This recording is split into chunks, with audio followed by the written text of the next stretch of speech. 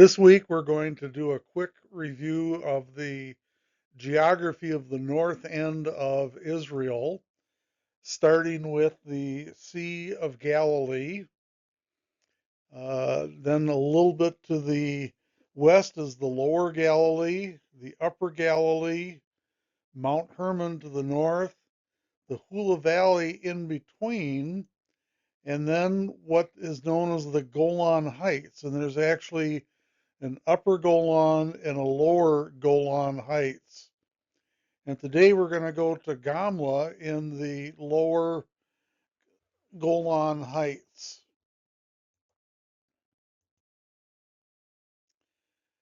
First, we're going to look at the word zealots. In popular usage, zealot had come to be used of everyone who participated in the Jewish resistance to the Roman rule of Palestine from the time of Judas of Galilee, which was Common Area 6, through the end of the war, which was Common Area 66 to 70. But such usage can be misleading. Zealot does not appear as the designation of an identifiable rebel group until sometime after the outbreak of the war. Even then, it refers to only one of several rebel factions. The zealot ideal, willingness both to use and to suffer violence for the sake of the Torah. They were so wrapped up in the Torah that they were even willing to die for that. And this ideal was widespread throughout all of Judaism, going back to the Maccabean time, some 200 years before Christ came on the scene. Their zeal, which was great, caused some to become fanatical. But they were devoted to the Jewish law and they were devoted to the Jewish religion. Unlike most Pharisees, they thought it was treason against God to pay tribute to the Roman emperor, since God alone was Israel's king. They were willing to fight to the death for Jewish independence. The Zealots eventually degenerated into a group of assassins known as the Sicarii. And here's a picture of the Sicarii dagger, something that you would not want to have taken to you. Their fanaticism was one factor in provoking the Roman Jewish War. Well, the Zealots finally took control of Jerusalem in Common Area 66, a move that led to the siege of to the siege of Jerusalem, and then eventually its fall in Common Area 70. And at that point, they moved down to their last stronghold, which was the fortress at Masada. 3 years later, that even fell to the Romans. So where is Masada? Well, we start with Gamla up in the lower Galilee. If you go south down along the Jordan River, you come to the Dead Sea. And on the west side of the Dead Sea, that was where Masada was. It was built by Herod, although from reports I've had, Herod never actually lived there. It was still a mighty fortress. Here's a aerial view from space showing this lump of land that just kind of sticks up in the middle of nowhere. And if you take a closer look, you can see the great sides and what a great defensive place this actually is. To get up there, you can climb up, or they now have a cable car that runs from way down below up to the top, and then you can get off and walk around. But where is Gamla? That's what we're here for tonight.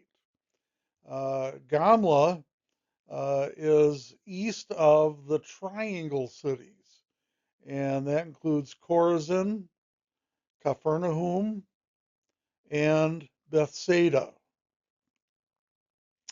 So there's Gamla to the east of those Triangle cities.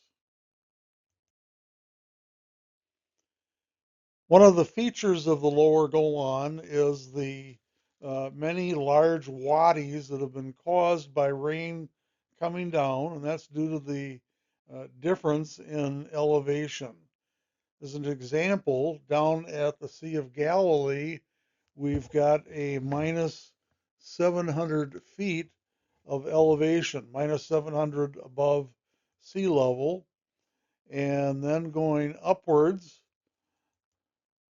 we come all the way up to a plus 1500, and that's a 2200 foot difference in elevation going from one to the other. That's just the feature of this particular area.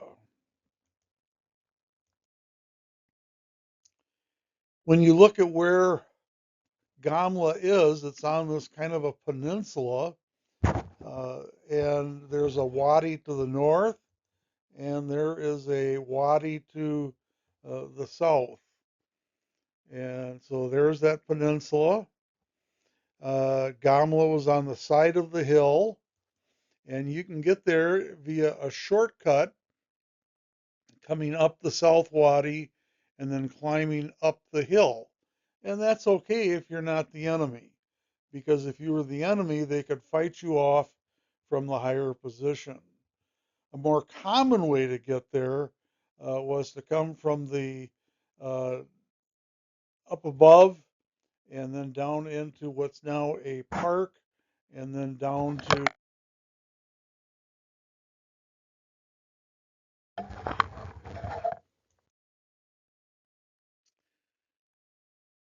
walking the shortcut up to Gamla from Bethsaida. That's about 8.5 mile walk. Not bad. Or you can come by road from Bethsaida, a little bit longer, and it's about 17 miles coming up uh, the wadi up to the North Park entrance and in.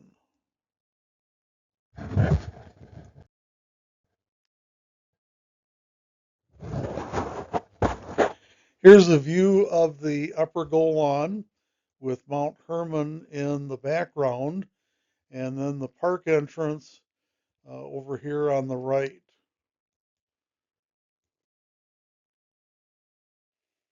Now here's another view of where Gamla was on that kind of a finger. Now here we're looking to the northeast, and you can see the steep hill on the North Wadi and a much gentler slope on the southward side of this hill. And then, of course, Gamla was located right towards the top. Let's take a little bit of history. Uh, Gamla appears to have been founded as a fort, a Seleucid fort, during the Syrian Wars, and that was 3rd century BCE or before Common Era. And if you look at a map of the Middle East, we see that after the death of Alexander the Great of Greece, and that was about 323 before Common Era, his empire was divided by his generals. And one of them was his friend Seleucus. who became king of the eastern provinces. And that includes uh, from Afghanistan over to the east through Iran, Iraq, Syria, and Lebanon, with parts of Turkey and parts of the various Menistans up here.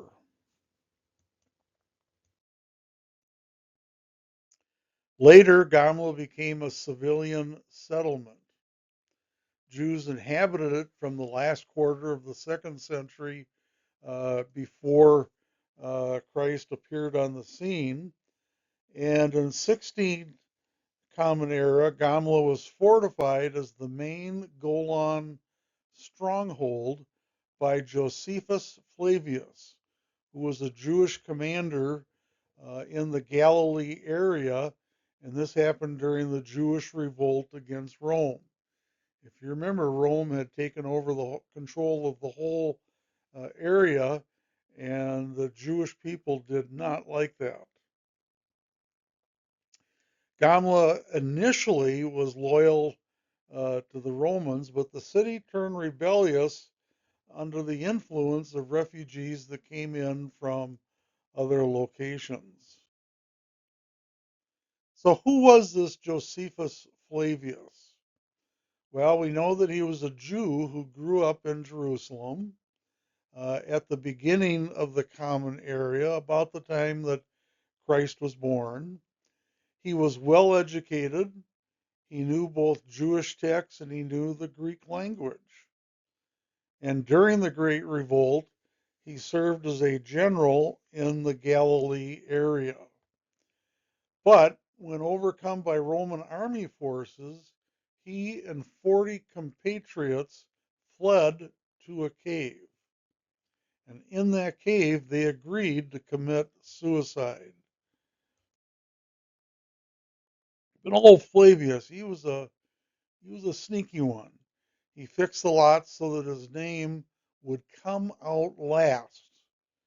And after all the others were dead, he convinced those remaining fighters in the Gamla area to surrender with him. Now, as a prisoner of the Romans, he volunteered to rewrite the history or to write the history of the Great Revolt.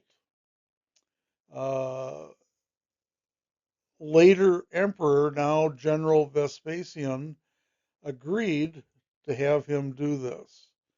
And so we now have an account firsthand of the fall of Jerusalem in 70 CE.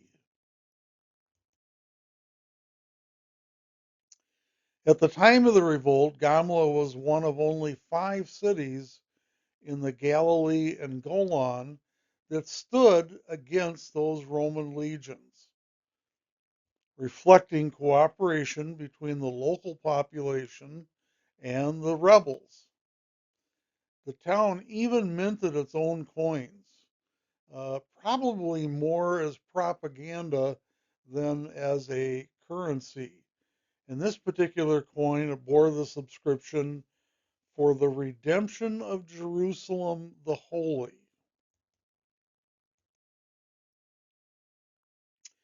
Now we're looking at that same finger, this time from the opposite end. We're looking from the northeast, and we ask the question, who can live on a hill? How can you do that?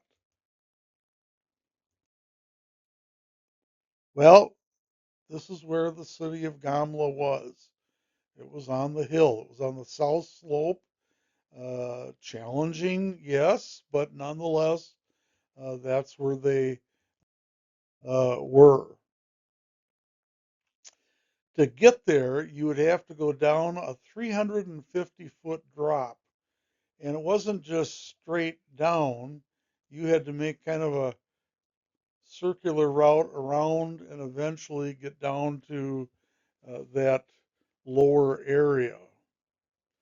And again, from this picture, you can see how steep it was on the north side and less steep on the south side. Here's a plaque that was at the top, uh, visitor center, if you would, and it says the war between the Romans and the Jewish rebels in the Galilee reached its peak at Gamla. In preparation for the war, the city was fortified on the eastern side. Wasn't fortified originally, but now it was. And here's a picture of what that might have looked like. And this picture again was at the top observation point. And you can just picture all of these Roman soldiers outside your city, just waiting to get in. And then up here we have a Roman artillery engine, and they had an actual close-up, full size of that engine right here at the observation point. And you can imagine having throwing these rocks at you with this engine.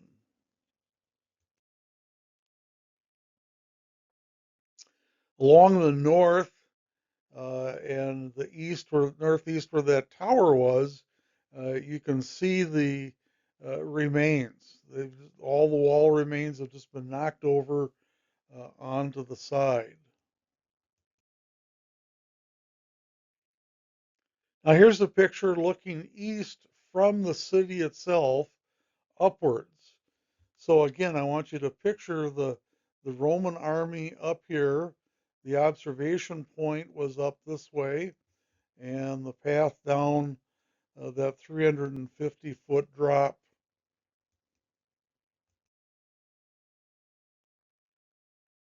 Here's a close-up of the eastern wall, or what's left of it, and you can see a breach in the eastern wall. And we know from history that uh, 3 Roman legions penetrated the defenses, but it took them a month to do it. The men of Gamla killed many of the attackers, and the Romans thus withdrew. A few days later, a second attempt was made, and the Romans were successful, and they came in and captured the city. And note where this red arrow is, that's where the synagogue was at Gamla. And we'll talk about that in a minute here. Now, according to Josephus, some 4,000 inhabitants were slaughtered in this attack by the Romans.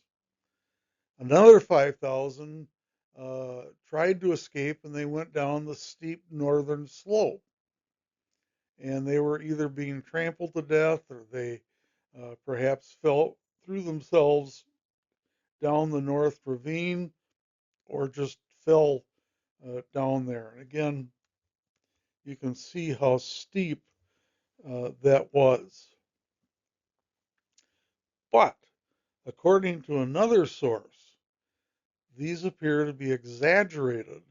That source said the number of inhabitants on the eve of the revolt was estimated to be only 3 to 4,000. Quite a difference between that and Josephus. Here's another way to look at Gamla. In Matthew 4:23, it says Jesus was going throughout all Galilee, teaching in their synagogues and proclaiming the gospel of the kingdom and healing every kind of disease and every kind of sickness among the people. Now, why did Jesus spend so much time of his ministry life, some 3+ years, around the Galilee? Well, 2 basic reasons.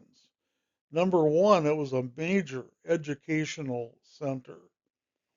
Students there that were in the elementary level school, they would memorize the first 5 books of the Bible, the Torah. They would memorize it right, left, up, down, inside out. And then as you continued on, if you were qualified, into further education, you would then learn the rest of the Old Testament. So it was a major educational center. Second reason, it was on the Via Maris. This area of the Galilee was just right there to meet the people. Now there's a dividing line that uh, it's not visible, but everything to the uh, south of that line was pagan territory, non-Jewish, and everything to the east of that was Jewish. And we can see that Gamla and all the other cities are over here on the Jewish side. There are 6 known or discovered synagogues and cities in this Galilee area. There may be more. I don't know if they've uncovered any since I was in Israel, but at that time there were 6 known synagogues. And so Jesus would have likely been walking back and forth between those different cities and teaching. Here's a close-up of the Gamla synagogue. And here you can see the remains. And even though it's on a hill, you can see it's level. That's just the way they did it. Farther down here, part of the city, they would level it out in terraces. You can see the eastern wall. You can see the breach. And right here, before you get into the synagogue, was a mikveh. So here's a sign that was at the uh, near the mikveh, and it says it was a ritual bath. The city inhabitants used the public purifying bath to fulfill the duty of purification. So what they would do is they would come into the mikveh, they would go down into the water, dunk themselves, come back up, and exit. Now, doing mikveh, men and women did this separately. Why? Because they would walk in, they would strip naked, they would walk down into the water. And here's the interesting fact that I discovered, not only for doing mikveh, but also for baptisms, they would self-submerge in the water as they prayed. And then when they were done, they would walk up, dress, and the next person would go in.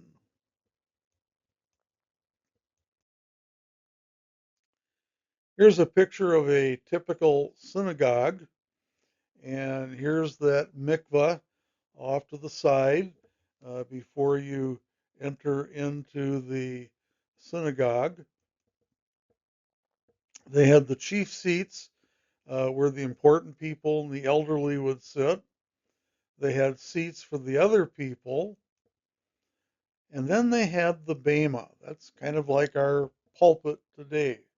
That's where they would speak from. They had a Torah closet where they would keep the Torah scrolls.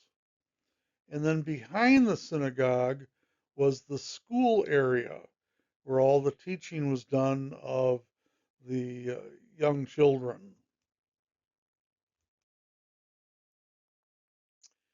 Here's another picture of the synagogue remains that are in Gamla, and there's the bema in this particular synagogue.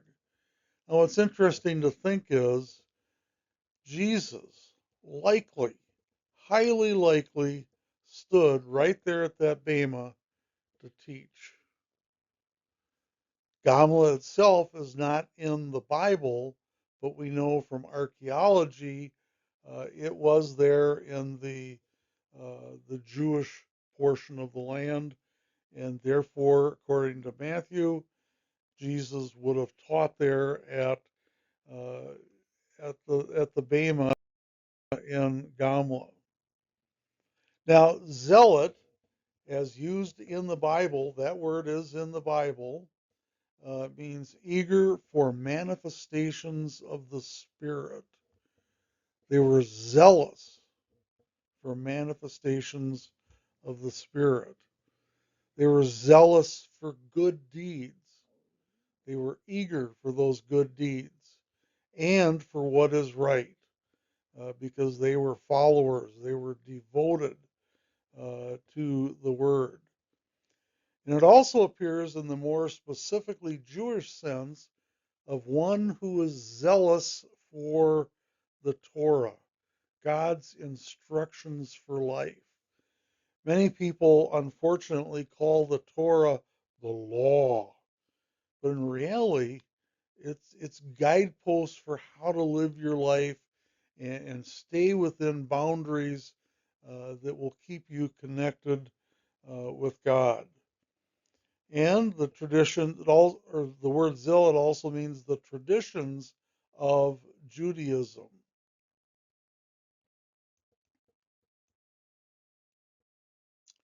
So the question is, are we zealots? Are we zealous for the Christian faith? Are we zealous for Jesus? Is there enough evidence to convict us? Or are we closet Christians?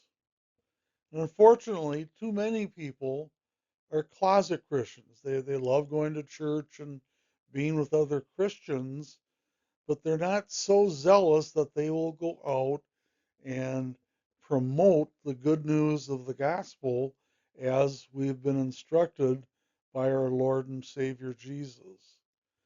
So that brings up the question, what steps can we take today?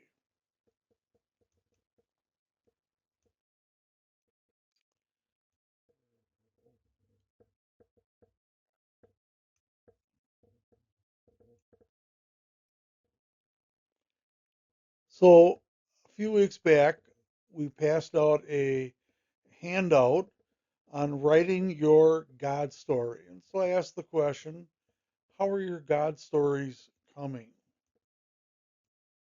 Well, I've got mine, two versions of mine here, and I just want to give you a good visible example if you haven't completed yours yet. Starts out with a before. Growing up, I had lots of religion, but I never knew Jesus personally. After almost 10 years of marriage, we separated. But Jesus kept pursuing me. Now, how was I converted? 4 months later, convicted of my sin, I struggled all that day and night, not sleeping 1 minute. Finally, at 5 a.m., I surrendered my life to Jesus. Something changed inside of me. I knew everything was forgiven.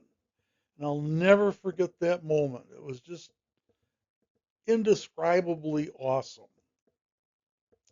Now, the after. Miraculously, my marriage was reconciled that day. And we've now been married for 55 years. My personal relationship with Jesus keeps growing to this day. I am so thankful he pursued a relationship with me.